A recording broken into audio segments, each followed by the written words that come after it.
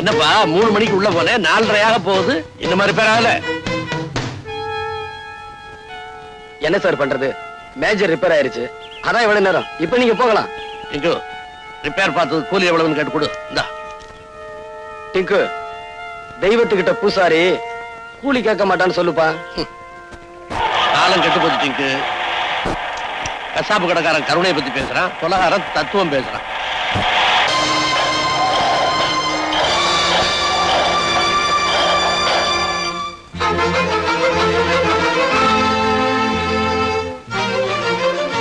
என் கண்ணு முன்னாடியே கைரேக நிபுணர் கைலாசத்தை இந்த குமார் கொலை பண்ணா. நான் வெளியே சொன்னா என் பொண்ணை கெடுத்துடுவேன்னு சொல்லி பயமுறுத்தினா. அதனாலதான் நான் வெளியே சொல்லாம இருந்துட்டேன். மிஸ்டர் குமார், இந்த குற்றச்சாட்டுக்கு உங்களுடைய பதில்? டாக்டர் அநியாயமா பொய் சொல்றாரு. நான் கொலை செய்யல. பொய். என் வார்த்தையில உங்களுக்கு நம்பிக்கை இல்லைன்னா கொலையை நேர்ல பார்த்த கைலாசத்தோட வேலைக்காரன் ராமுவை கேட்டு பாருங்க. எஸ். உங்க பேரு? ராமுங்க. நீங்க எத்தனை வருஷமா கைலாச வீட்டை வேலை பார்த்துட்டு இருக்கீங்க? 10 வருஷம் இருக்குங்க. கடந்த செவ்வாய்க்கிழமை அன்னைக்கு நீங்க அவர் வீட்டுல இருந்தீங்களா? அன்னைக்கு முழுதும் அங்கதாங்க இருந்தேன். கொலை நடந்த அன்னைக்கு 3 மணில இருந்து 4 மணி வரைக்கும் நீங்க என்ன பண்ணிட்டு இருந்தீங்க? வீட்டுல சமய வேலை பார்த்துக்கிட்டு இருந்தேங்க. அதுக்கு பிறகு காப்பி எடுத்துக்கிட்டு முதலாளி ரூமுக்கு போனங்க. அங்க என்ன நடந்துச்சு சொல்லுங்க. சொல்லுங்க. உங்க முதலாளியே ஒருத்தன் கொலை பண்ணிட்டான் இல்லையா? ஆமாங்க.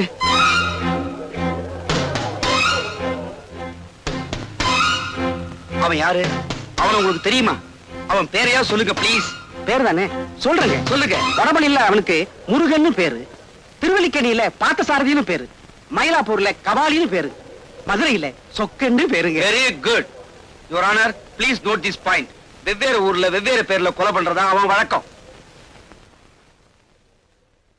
ராமு, உங்களால அவனை அடையாளம் கட்ட முடியுமா? என்னால அவனை அடையாளம் கட்ட முடியுங்க. ஆனா உங்களால அவனை கை செய்ய முடியாதுங்க. ஏன் முடியாது? கடவுளை யாராவது கை செய்ய முடியுங்களா? என்ன சொல்றீங்க? இந்த கொலையை செஞ்சவன் எங்களுக்கெல்லாம் கடவுள் மாதிரியா? அவனை காட்டி கொடுத்துட்டா நீங்க பிடிச்ச ஜெயிலுக்கு அனுப்பிச்சிடுவீங்க. அப்புறம் இந்த சமுதாயத்துல ஏன் முதலாளி போன்ற அயோக்கியம் அதிகமாயிடுவாங்க. அதனாலதான் அந்த கடவுளை காட்டி கொடுக்க மாட்டேன்னு சொல்றியா? யுவர் ஆனர், குற்றவாளி யார் என்று தெரிந்தும் அடையாளம் காட்ட மறுக்கிறார். இது சட்டப்படி மாபெரும் குற்றமாகும். என்னையா செய்வீங்க? தூக்கல போடுவீங்க. போடுங்க. ஆனா எனக்கு பின்னாலே 1000 பேர், லட்சம் பேர், கோடிக்கணக்கான பேர் வரிசையா வந்துகிட்டே இருப்பாங்க. அத்தனை பேர் ஏன் தூக்கல போடுவீங்களா? போடுங்க. ஆனா என்றைக்காவது ஒரு நாள் இந்த மாதிரியான சமுதாய விரோதிகளை ஒழிக்க விட மாட்டோம். கணம் கோட்டார் அவர்களே, இன்னும் என் மீது சந்தேகம் இருந்தால் சம்பவம் நடந்ததாக சொல்லப்படும் அன்று நான் எங்கிருந்தேன் என்பது மதிப்பிற்குரிய எஸ்பி அவர்களுக்கு தெரியும். அவரை சாட்சியாக விசாரிக்க விரும்புகிறேன். கடந்த வாரம் செவ்வாய்க்கிழமை மாலை 3 மணிக்கு குமார் எங்க இருந்தாரு, என்ன பண்ணிக்கிட்டு இருந்தாருன்னு உங்களால சொல்ல முடியுமா? அன்னைக்கு நான் என் பேரனோட கடத்தருவுக்கு போயிருந்தேன். கடத்தருவுல திரும்பி வரும்போது கார் ரிப்பேர் ஆயிடுச்சு. குமார் தான் காரை ரிப்பேர் பண்ணி கொடுத்தார். எவ்வளவு நேரம் ரிப்பேர் பண்ணிட்டு இருந்தாரு? சாயந்தரம் 3 மணில இருந்து 4:30 மணிக்குள்ள. சரியான ராகு காலம். அது எனக்கு தெரியாது. குமார் 1.5 மணி நேரம் காரை ரிப்பேர் பண்ணிட்டு இருந்த போது நீங்க என்ன செஞ்சிட்டு இருந்தீங்க? என் பேரை ஏதோ கதை சொல்லிக்கிட்டு இருந்தான். அதை கேட்டுட்டு உட்கார்ந்துகிட்டு இருந்தேன். ஓஹோ, நீங்க கதை கேட்டுக்கிட்டு இருந்த அந்த நேரத்துல குமார் தப்பிச்சு போய் அந்த கொலையை பண்ணிட்டு மறுபடியும் திரும்பி வந்திருந்தா? நிச்சயமா அதை செய்திருக்க முடியாது. என்ன, என் கண்ணு முன்னாலதான் காரை குமார் ரிப்பேர் பண்ணிட்டு இருந்தார். நீங்க ஏமாந்துருப்பீங்க நான் சொல்றேன். நான் அந்த மாதிரி ஏமாடி ஆபீசர் இல்ல. என்னுடைய திறமையை பாராட்டி மத்திய சர்க்காரும் மாநில சர்க்காரும் எனக்கு பாராட்டு பத்திரங்களும் பதக்கங்களும் கொடுத்திருக்காங்க. I am sorry. That's all your honour. SP கொடுத்த சாட்சியம் ஒன்றே குமார் அந்த கொலையை செய்யவில்லை என்று உறுதிப்படுத்துகிறது. எனவே குமாரை விடுதலை செய்கிறேன்.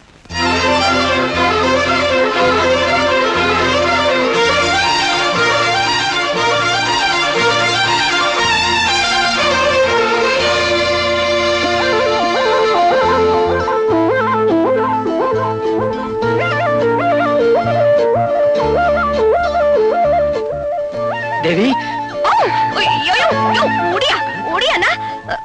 வெக்கமாக்கிது. கீதா? பின்ன தேவி நினைச்சுக்கிட்டியா? நான் மல்லிகா.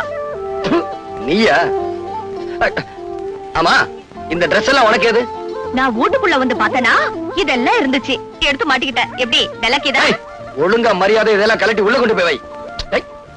இதுக்கெல்லாம் போய் கோச்சுக்கிறியே நீதான் அடிக்கடி சொல்லுவியே என்ன பார்த்தா அவ்வளவு மாதிரியே இருக்குன்னு ஏய் அவ மாதிரி உருவம் மட்டும் இருந்தா போதாது. ஏய், இத பாரியா மனசு கூட அவ்வளவு மாதிரிதான். நான் உன் மேல உசிரியே வச்சிருக்கேன். தினம் தினம் கனவுல நீதாயா வர. இத பார், கண்ணாடி கடைக்காரன் கனவு கண்ட மாதிரிதான் உன் காதலும். என்ன மறந்துரு. இந்தாயா நான் இத மாத்திக்கிறேன். ஆனா என் மனசை மட்டும் மாத்திக்கிற மாட்டேன். இத பாரு, நான் உன்ன லவ் கிட்ட தான் இருப்பேன். நீ என்ன லவ்லனாலும் பரவாயில்ல. ஏய், சாணி ஏன் உயிரை வாங்க. என் வாழ்க்கை இந்த மரம் மாதிரி மொட்டை மரமா போச்சு. குமார் என்ன கை விட்டுட்டாரே. இனிமே நான் உசுரோட இருந்து என்னதான் பிரயோஜனம்? இந்த விஷத்தை குடிச்சு நான் தற்கொலை பண்ணிக்க போறேன். மல்லிகா, மல்லிகா என்னது விஷம். இத குடிச்சா 13 நிமிஷத்துல செத்து போயிடலாம். நீ ஏன் குடிக்கணும்? நீங்க தான் என்ன கை விட்டுட்டீங்களே. மல்லிகா, விடு, விடுங்க. விடு, விடுனா. இத நீ குடிக்க கூடாது. ஏ இத குடிச்சா நீ சாக மாட்ட. ஏன்னா இது விஷம் இல்ல, பச்சை தண்ணி. இது உனக்கு தேவையில்லை. இத குடி. என்னது தெரியல? இதான் உண்மையான விஷம். இத குடிச்சேனா 13 செகண்ட்ல உயிர் போயிரும். வசதி எப்படி? குடி. அது அது அரிசியில அடுப்பு போட்டிருக்கேனா, அதை எடுத்துட்டு வந்துடுறேனே. ஏய், அடுப்புல அரிசிய போட்டியா, அரிசியில அடுப்ப போட்டியா? ஏதோ ஒண்ணு போட்டேன், என்ன விட்டுறேன், அப்புறமா வரேன். ஏய், இல்ல, முதல்ல இத மொத்தமா குடி. ஐயோ மொத்தமாவா? அப்புறம் தவணை முறையில குடிப்பாங்க. குடி. ஒற்றியா? ஏய், குடி. ஐயோ என்ன பார்த்தா பாவமா இல்ல? ஏய், இப்ப சொன்ன கேளு, குடி. குடியா? மல்லிகா, என்னது? ஐயோ, எப்ப நீ என்ன செத்து போயிருன்னு சொன்னியோ அப்ப நான் யாருக்காக உசுரோட இருக்கணும்? நான் செத்து போயிடுறையா?